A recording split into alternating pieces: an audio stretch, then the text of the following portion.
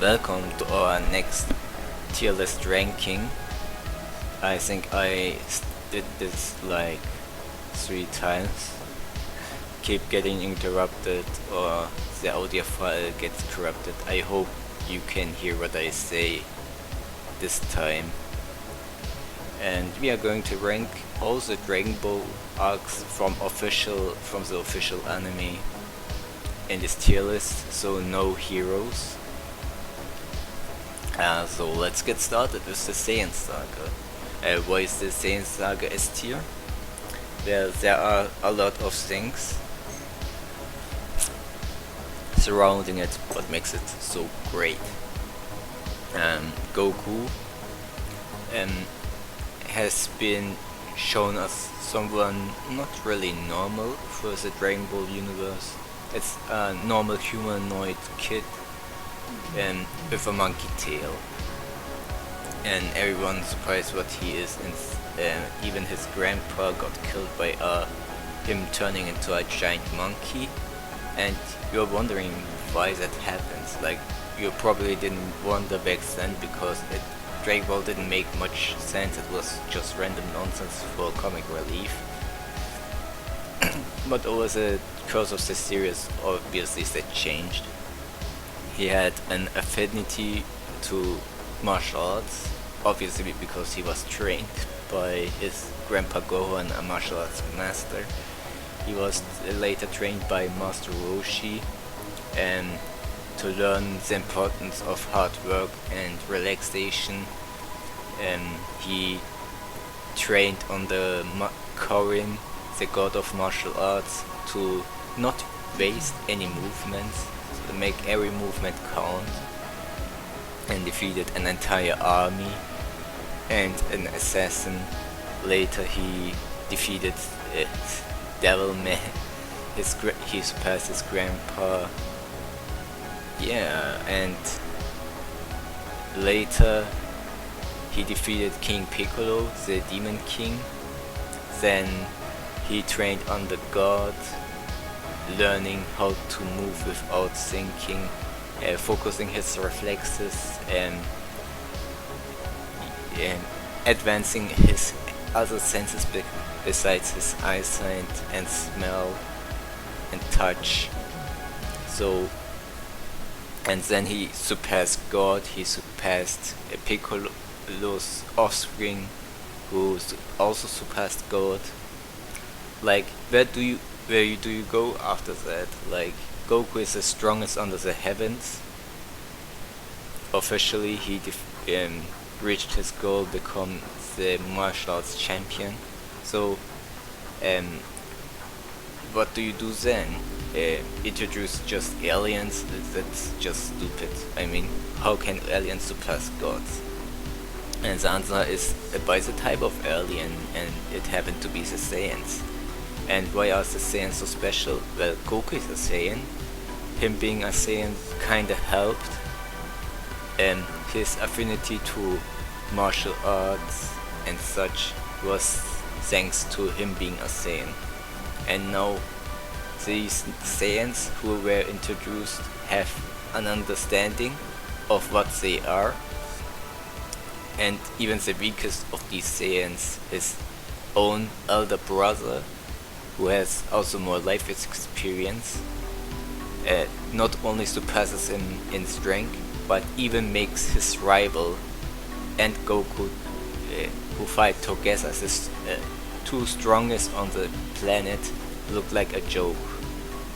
Like, they had to use strategy and some kind of luck and some knowledge to catch credits of God and finally kill him. And even then Goku died during the battle, so there's that.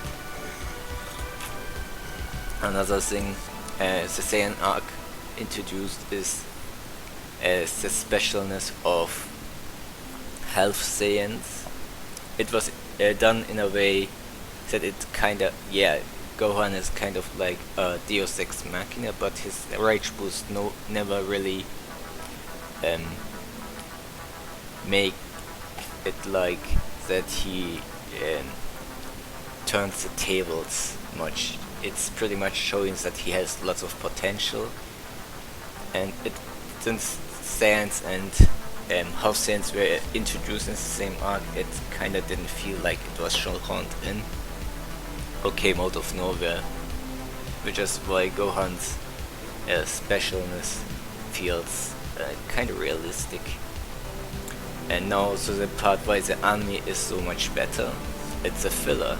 We see Gohan being trained by Piccolo, we see him survive in the desert and overcoming his cowardness. We see him later being trained by Piccolo, actually, not some stupid off two-panel shit, and we supposed to think they are close to each other. And then we have Goku going to train by Masakayo, as the snake path actually felt like a challenge to Goku going insane, eating clouds and such. Meanwhile in the manga it's just one panel where Goku is running. Whoa. And then it felt like nothing when he reached King Kai. And also the training at King Kai was kinda clever, like Goku getting used to the gravity by catching bubbles or bananas, depending on which translations you prefer. And Gregory was another great character. We got the tougher backstory, and Gregory was the type of character who really respects King Kai, and seeing how Goku was motivated to train and how he felt finding out about his race being bloodless monsters that eliminated a race they were sharing a planet with. It kinda gave Gregory some character depth. He's just a filler character, and they really made him respect Goku. And it felt like, despite Gregory being annoying and later gaining Goku's respect, it felt satisfying after Goku managed to hit him with the hammer. Sadly, we didn't see anything much from King Kai's training. In the manga we didn't see anything. He just has Kaioken and Spirit Bomb. In the anime we get maybe a few small scenes. But it's vague, so you will get surprised finding out those news. Next up is the other cast's members, which just appeared in the manga to fight. So Yajirobe, Krillin went to Krillin to tell him that Kami wants to train him, and the others, we see Bulma helping to locate Yamcha and Tien and Chaozu, so they can also train under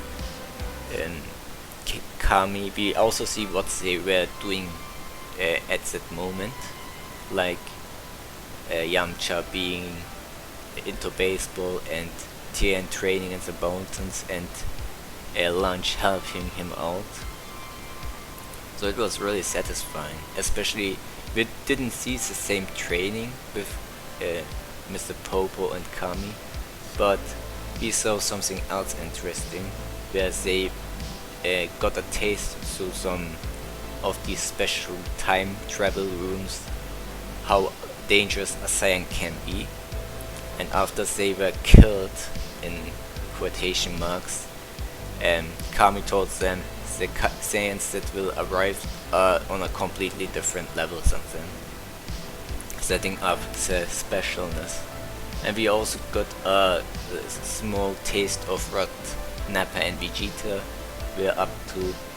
That filler could be skipped, but I think it's really entertaining to watch, and it built suspense to, oh god, when the sides appear, shit goes real. Also, one of the reasons the Kai version sucks ass So we go to the Saiyan Saga. It's a battle against Nappa, who pretty much ruffle stomped everyone until Goku arrived. He killed 3 characters with ease, and 2 of them actually killed themselves. I think everyone killed himself and trying to defeat Nappa with everything they got, and it was useless. And Piccolo protected Gohan. And that moment felt earned in the anime, so you really believed that Piccolo would step in to protect Gohan. And we saw a satisfying moment where Goku just beat the crap out of Nappa.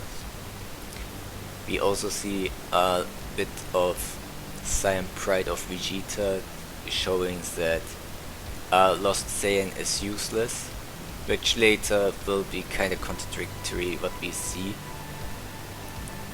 Since just killing Nappa kinda made him was kinda questionable, since he could be an important aid in defeating Frieza in the next arc, but let's forget about that. Vegeta was pushing Goku to his limits, and still Goku couldn't defeat him. And Vegeta was pressured to use showing something that Elite Saiyans have above regular Saiyans, like techniques that far more advanced, that allow them to use the Great Ape without the need of the moon. Also, something special about Vegeta is that he believed that no amount of training can make a low-class Saiyan surpass a regular Saiyan, and one is elite class Saiyan, and he was kinda still right. Goku was trained by gods, and he was still weaker than a elite class Saiyan, and that really pretty much says the reason Vegeta lost is pretty much through teamwork. Yajirobe cut his tail, cutting his power significantly, and Krillin threw the spirit bomb Goku created, and Gohan transformed into a giant monkey and squashed him.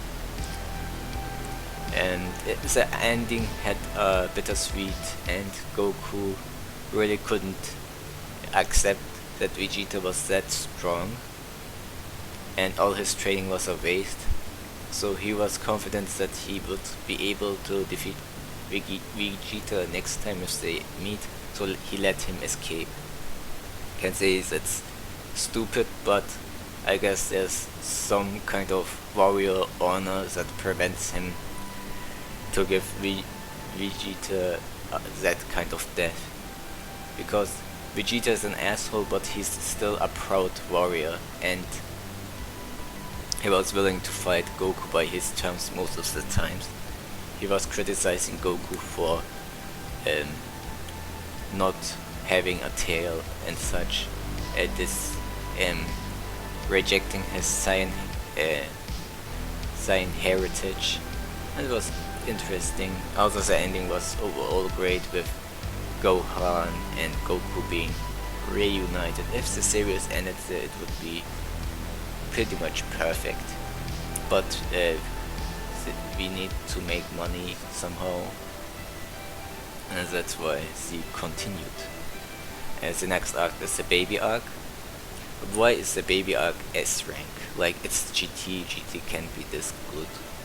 And the reason is for the same reason, because it's linked to the Saiyan arc, and it kinda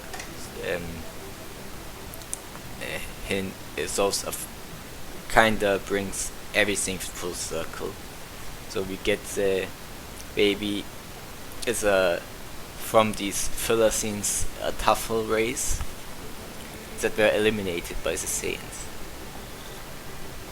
And he was created from the cells of the king of planet Plant, which is the planet the Saiyans and tamplets live together, or Tsufurus or Tsufurus, whichever you want to call it. I will call them Tsufurus.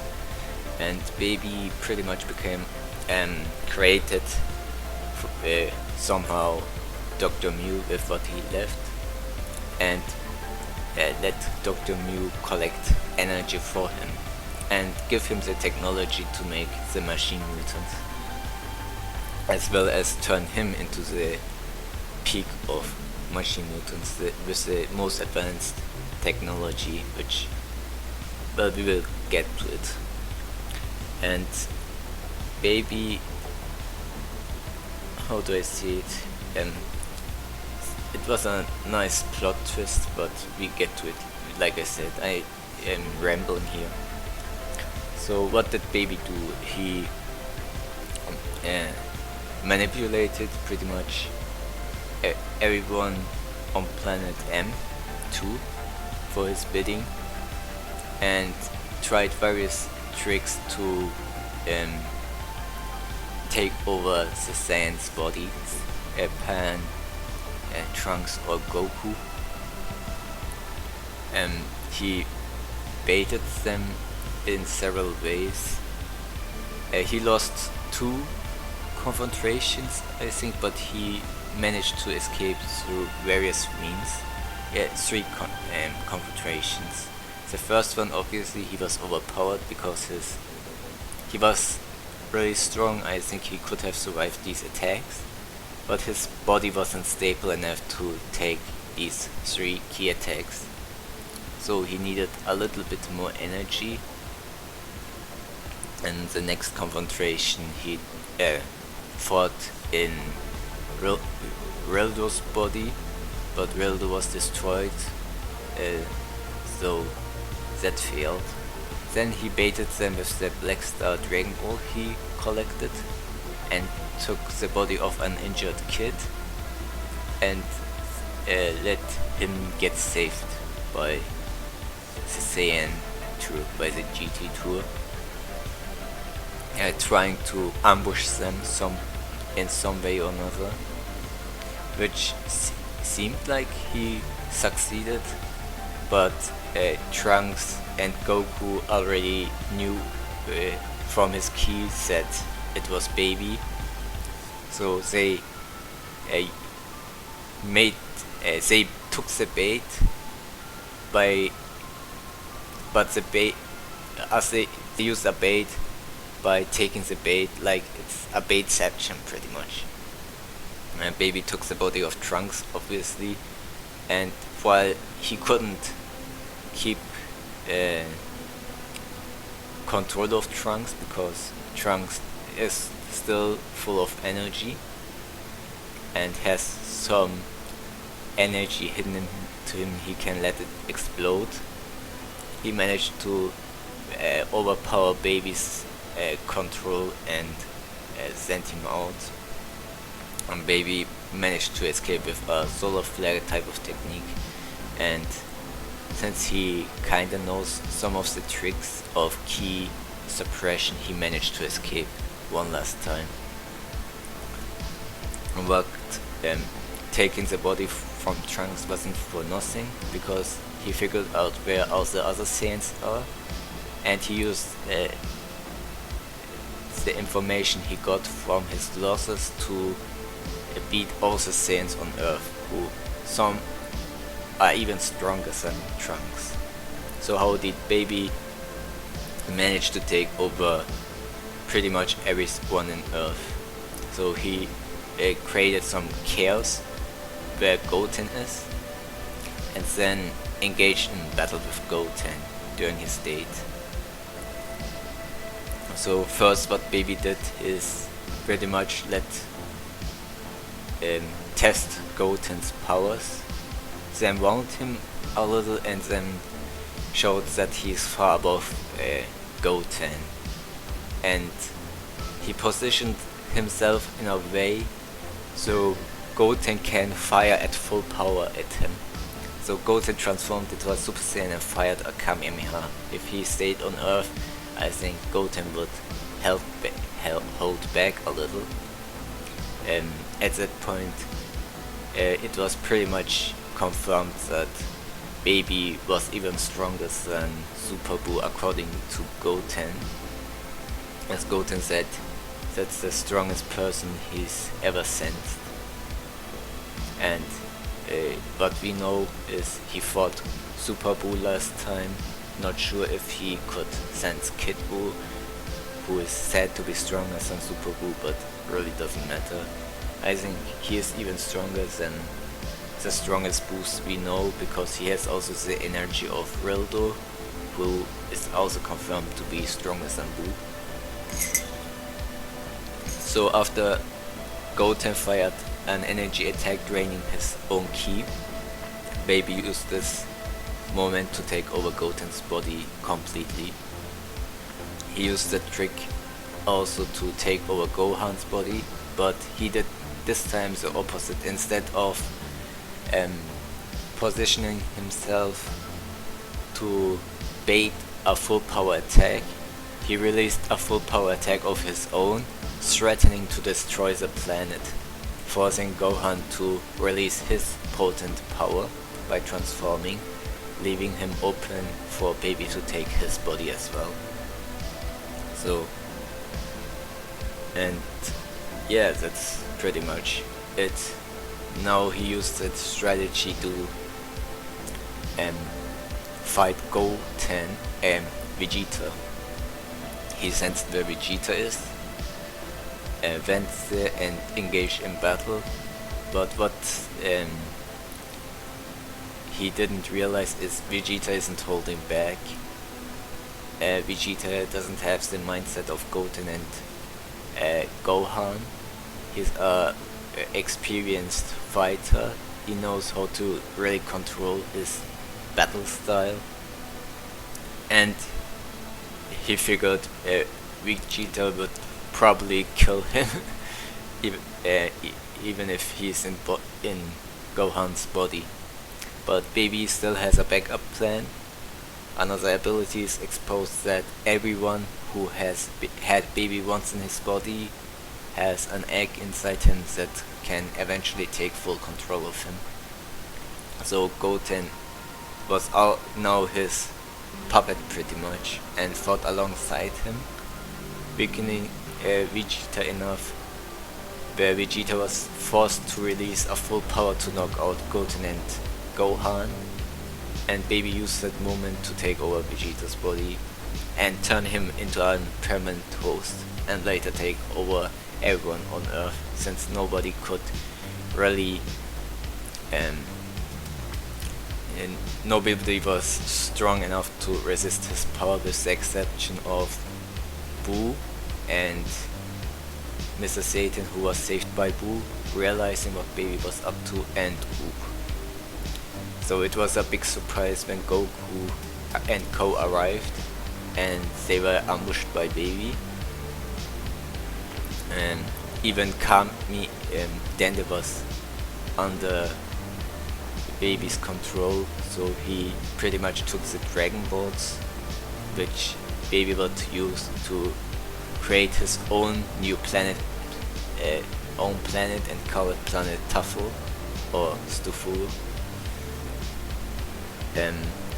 Trunks had an egg inside him from his last time Baby was inside him. He became his servant, and later we see Goku fight Baby, and he was on a completely different level. Not even Super Saiyan 3 could fight a Super Saiyan version of Baby. And Baby pretty much just flexed his energy absorption to overpower Goku. So he was using his dark version of Spirit Born, pretty much being the end. It really gave us the feeling of an anti-Saiyan arc. Now the Saiyans are the villain, as the people that were done wrongly. In the Saiyan Saga, the Saiyans were the villains. Now the Saiyans are the good guys, so to speak, because these new generation Saiyans, besides Vegeta, they weren't really enemies. They had nothing to do with the Tafel War and Tsufurus Saiyan War. So they were just taking the blame from their ancestors.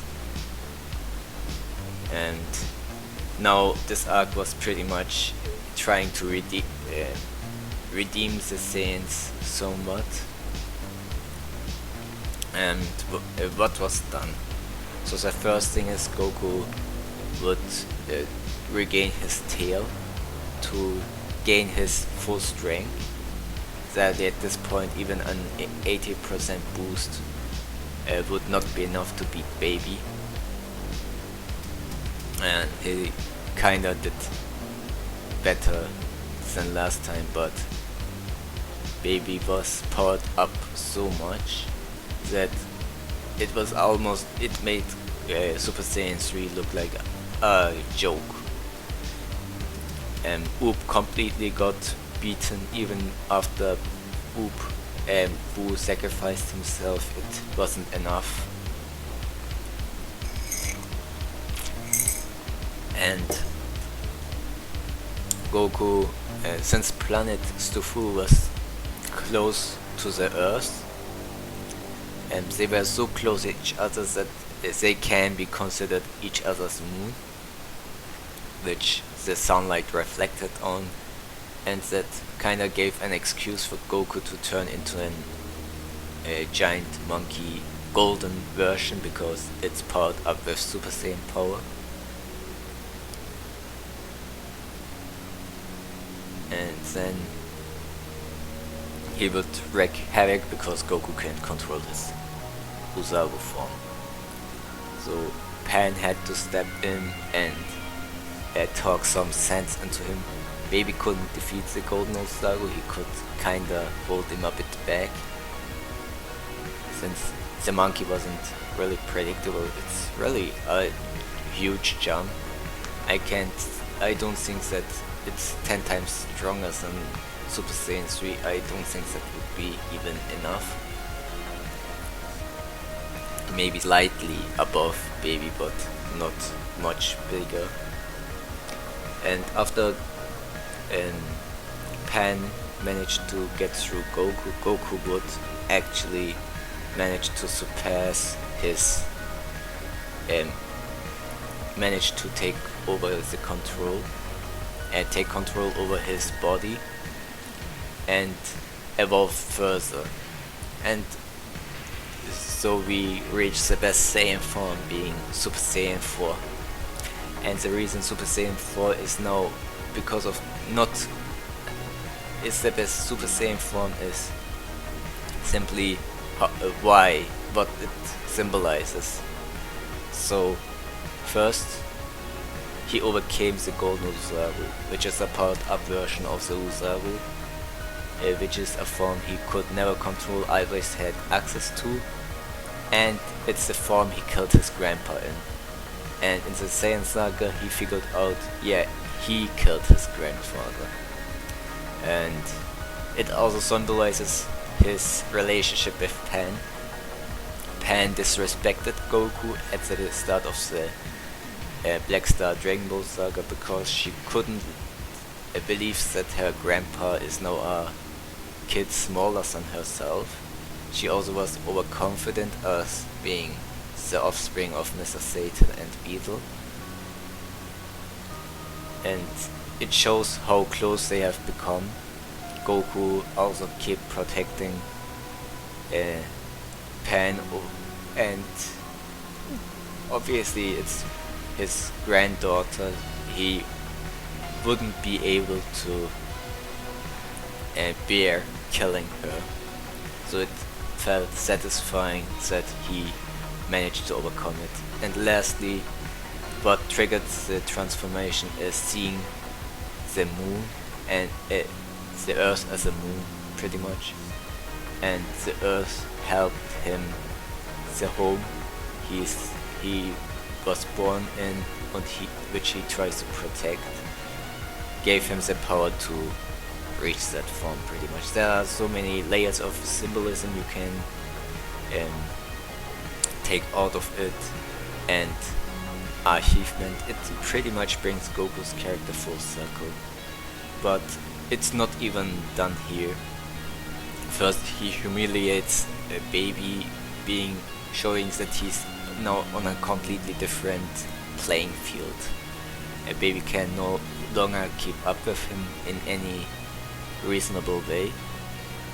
So Bulma, who is now brainwashed by him, first it gave him a forced evolution which he didn't intend, and gave him the power to turn instead golden graped ape. And this is pretty much similar to how Vegeta turned to a Usaru. Now we have a redemption arc. So Goku lost to the Usaru once. Now he can symbolically and literally beat up the form which killed his grandpa, humiliated him. It's pretty much the rematch he really needed. And at first there were Baby did a lot of interesting things, and it was implied that Baby now is stronger, but Super Saiyan Force power up is much more significant than anticipated, and they managed to get a double knockout, which is kinda similar to how the Saiyan arc ended. But Bulma didn't have any of that and powered up Baby again. And now he is at an advantage because Goku is pretty much drained. So what to do now? And Kibito Shin, who was useless pretty much, managed to bring back, heal a few characters and bring them back as good guys like Goku's sons and Trunks. They aided Goku and gave him the power to reach go beyond again. Oop, who was thought to be dead, used his power to stall out Baby, so Goku can go back to full power Super Saiyan 4 again. And this way we got one final confrontation between Baby and Goku, which obviously Goku would finally defeat Baby. And the battle between the primitive Saiyan and the advanced Tuffle, it was a satisfying fine conclusion. Goku embraced finally his Saiyan heritage fully. He surpassed the form that was associated with evilness pretty much, and combined it with his Super Saiyan power, so to speak. It was a hybrid form. Well, you can't get better than that. Goku fully accepted his Saiyanness by going Super Saiyan 4 and eliminated as the last member of the race, as race members, his own race eliminated, but not just because, but to protect the people he loves, giving some kind of poetic justice. And you may say, well, Baby wasn't a really good villain in a term because he was pretty much an evil Tsufurus, and this Tsufurus used to be a race of kind people. But you have to see, Baby isn't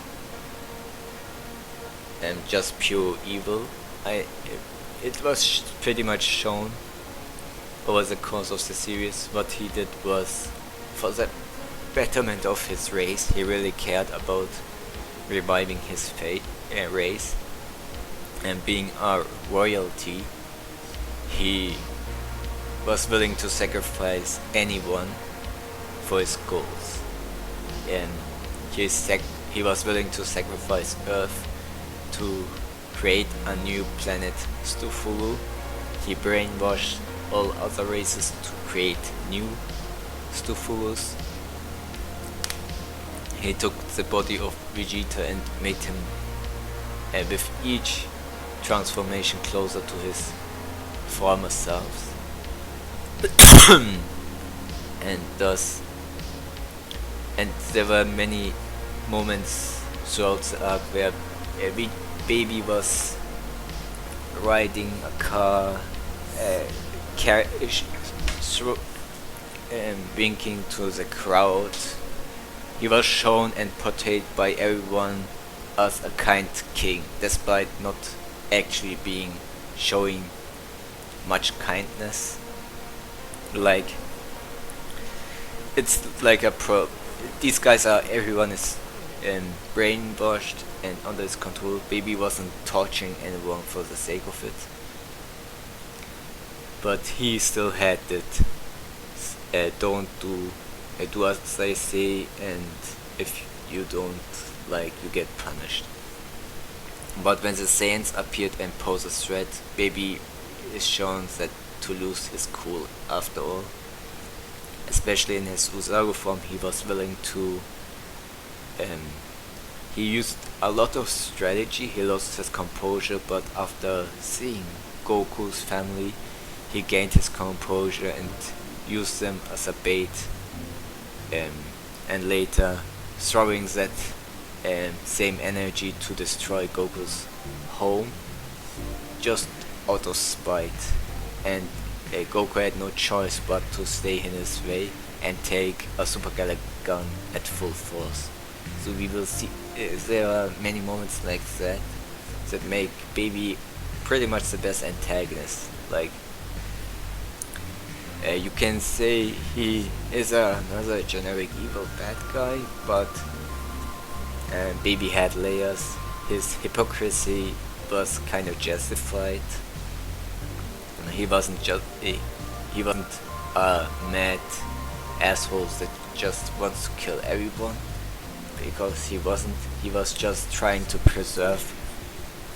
survive, to preserve himself, and then create a new utopia. And he saw the Saiyans as a threat to his dream.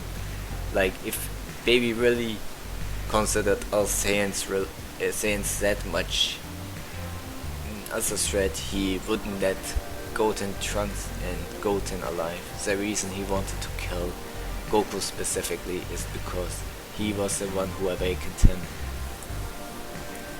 and he keeps going into his way. He was way too dangerous to even take over. Baby accepted that and tried to kill Goku no matter what, even if he were to kill himself. That's how dedicated Baby was to kill Goku. And his defeat was therefore satisfying. Baby was smart, but his composure really... He was kinda a better Freeza. We will get to Freeza later on. And I think this is a good transition, because these three arcs, Saiyan arc, Baby arc and Freeza arc, are pretty much similar in tone. All are related to Saiyans. And the Baby arc and the Freeza arc are about enemies of the Saiyans. And the Tsufurus were victims of the Saiyans, and Frieza is an aggressor of the Saiyans, to the Saiyans. He exterminated them, and seeing them as a threat, and the legend of the Super Saiyan kinda add to it. But Frieza is a real monster. He is just Space Hitler, so he killed anyone without mercy. He's your average bad guy for the sake of bad. But Frieza had, as a villain, had a certain amount of presence, at least in the Freeza saga. Not after he was kept, brought back and humiliated over and over again. Even at his weakest, people were scared seeing him. You were wondering how dangerous that guy is. He put Vegeta in his place. Everyone on Namek can apparently sense how dangerous he is. Krillin shed his pants, so did Gohan. He had an entire army listening to him. His underlings killed Namekians with ease, and the last Namekian we saw was Piccolo. We know how dangerous Namekians can be. Like, they can these Namekian warriors had a power level of 1000 that came to save the elder and child Namekians. They already surpassed Piccolo in strength, and they kicked everyone's ass. Also, by me saying strongest than Piccolo, I mean Piccolo during original Dragon Ball, so they were already stronger than God, which kinda is reasonable, I guess. And the Dragon Ball lore was kinda expanded with the Namek arc, since they had their own sets. The Namek arc, yeah, we were talking about Freeza, let's continue. So, just the underlings, like a weakling like Kui is already as strong as Vegeta was in the previous arc. And Dodoria is even stronger. He manhandled all of them, of these warrior Namekians. He was too much for Gohan and Krillin to handle. Yeah, Frieza has all these characters in check. Starborn manhandled Vegeta with a transformation, also establishing that there are characters that hide their true form. Somehow Vegeta figured out that Frieza has a transformation later on, which is not clear. Frieza was also in control of the Ginyu Force, but I think in each of the Ginyu Force members were at least as strong as Goku and Vegeta during the Saiyan Saga. And with least, I mean they are even stronger. They were strongest than even Starborn. Fucking Guldo is stronger than Starborn. If you can believe that.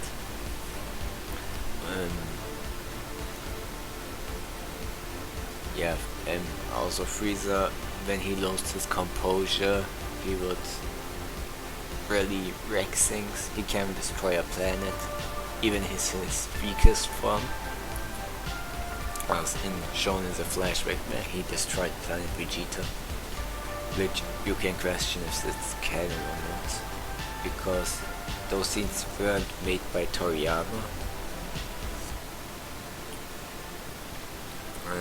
Next up is, well, why was this arc overall amazing? Well, we talked about Freeza, so Freeza is set up as a real threat, and even before trying, he was making people bet themselves. He had several transformations, each stronger than the next, making pretty much everyone hopeless. Goku, even after his massive power up, nothing he threw could defeat Frieza. Kaioken times 20, useless. A spirit bomb, the power and unity of everyone on Namek and the planets around, useless. It's especially in the anime, by the anime, this is the anime version, the manga version would be double. Is better is simply because Frieza, there were moments where Goku's power up felt like he surpassed his own limit out of necessity, and thinking of the people he cared.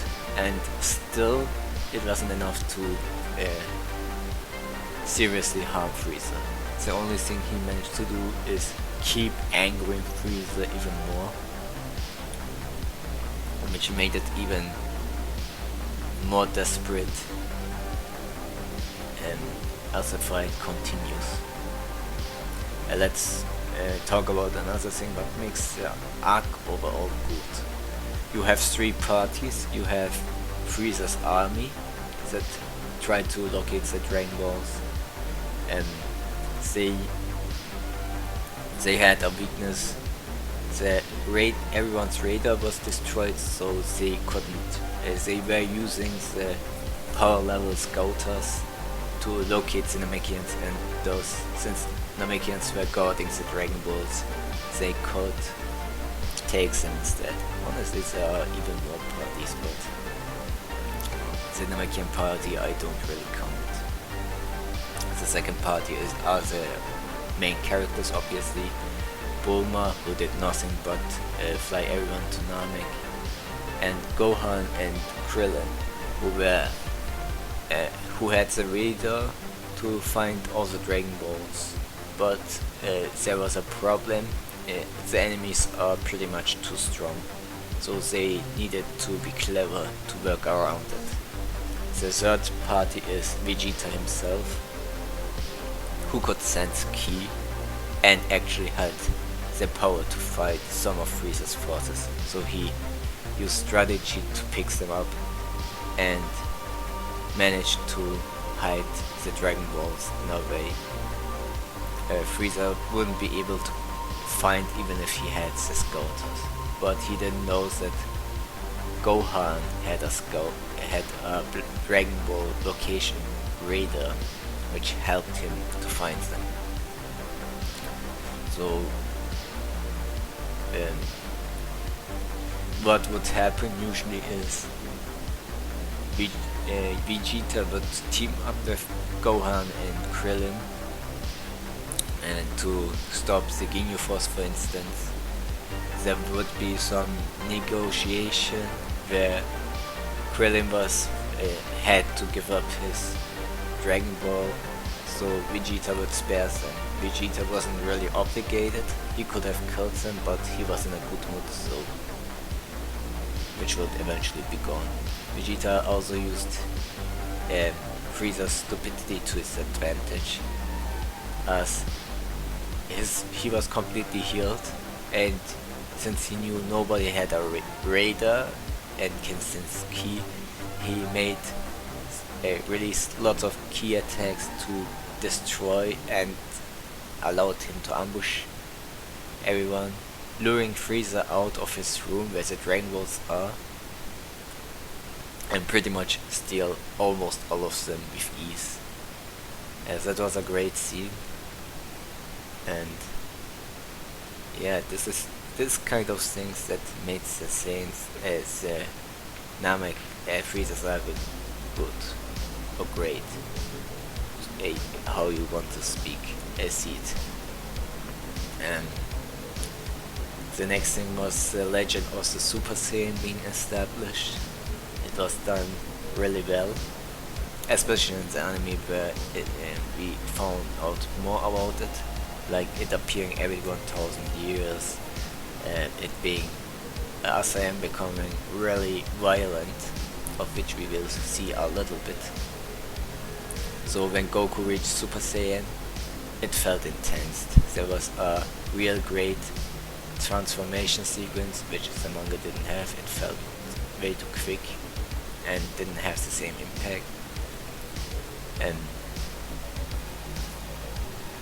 the fight, so what made it similar to the Baby Saga. So you have Frieza, who is an enemy of the Saiyans. Vegeta begged during his last moments after being shot by Frieza so Goku would revenge the Saiyans. Goku at first refused because Saiyans were his enemies. Even if he himself is a Saiyan, he was raised as an Earthling. and he wanted to fight Frieza as an Earthling, but he then accepted Vegeta's plea,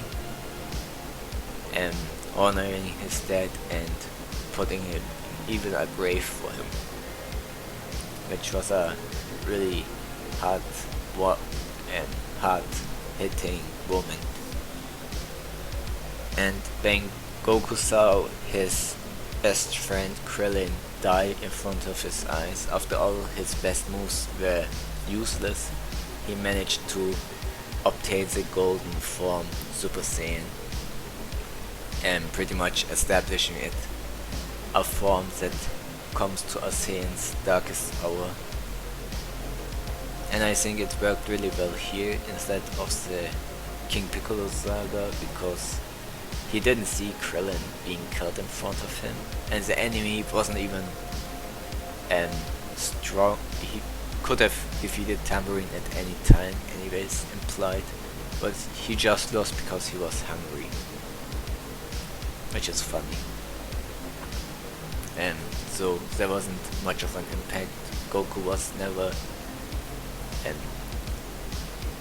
didn't feel like this hopeless against Freeza. And golden forms aren't anything new. Saint Seiya is one of the original anime with gold power-ups, but this one is reached through desperation and anger, and Goku could barely keep his anger contained. It took a lot of energy to order Gohan to get away without losing it. And another thing that made Super Saiyan so impactful is how Goku fought. He fought far more aggressive. It felt not like how Goku usually fights. It felt like how you would expect a Saiyan to fight, a Super Saiyan to fight. Like really aggressive, battle hungry. Goku went even so far as letting Frieza power to his maximum so he can beat him up and break his warrior honor, which isn't like Goku. And we see even more about Goku's sadisticness. He was really obsessed in winning this fight that he stayed and was willing to kill himself just to humiliate Frieza on Namek. And after he reached that, he stopped continuing and let Frieza get humiliated, losing to a Saiyan and still being spared, which many people criticize. Frieza ended up cutting himself with his own technique, and Goku still gave him some energy, on one hand pitying him, but on the other hand also for humiliation's sake, to show him, pay him back, because killing Frieza didn't really need that. And we would eventually find out that Goku would kill Frieza if he ever appeared again in front of his eyes, which he did in the future, but Dragon Ball Super ruined it. So take it as you will. So this is why the Freeza Saga is A rank. It was in that regard great, but dragged it down, and that's also a flaw in the manga, is the pacing. The Ginyu Force are pretty much filler characters, they didn't need to exist. There were way too many characters, Freeza had way too many forms. Piccolo coming back was done fine in the anime, but it still didn't amount to anything. In the manga it's worse because there were no personal stakes for Piccolo. Yes, he's a Namekian, but he didn't know any of these people. Also, he was a devil. And meanwhile, in the anime, he fought pretty much with everything, and kinda part of Neil still was in his mind. and we saw Piccolo having um, something to keep up with Frieza. I think we already reached the 1 hour mark. I think we will end it here for now, and we will talk about the Pilaf Saga and the rest of the Namek Saga later on. Yeah, the Ginyu arc really dragged down in my opinion. So that's why it's A rank, not S rank like these two. We will see each other next time, so